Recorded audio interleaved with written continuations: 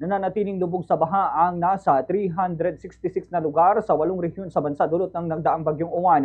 Base sa National Disaster Risk Reduction and Management Council o NDRRMC nitong umaga ng Miyerkules, ika-12 ng Nobyembre, patuloy na nakakaranas ng baha ang 147 na lugar sa Central Luzon, 104 sa Bicol Region at 61 na lugar sa Cagayan Valley. Gayon din may mga baha pa rin sa 29 na lugar sa Calabarzon Region, kasama na ang 16 na lugar sa Bangsamoro Autonomous Region in Muslim Mindanao o BARMM. 4 na lugar din ang binabaha sa Ilocos Region, 3 sa Western Visayas at 2 naman sa Northern Mindanao. Bunsod ng mga aabot sa bubong na pagbaha at lakas ng mga hanging dala ng bagyong Uwan sa kasagsagan ng pananalasan nito sa bansa.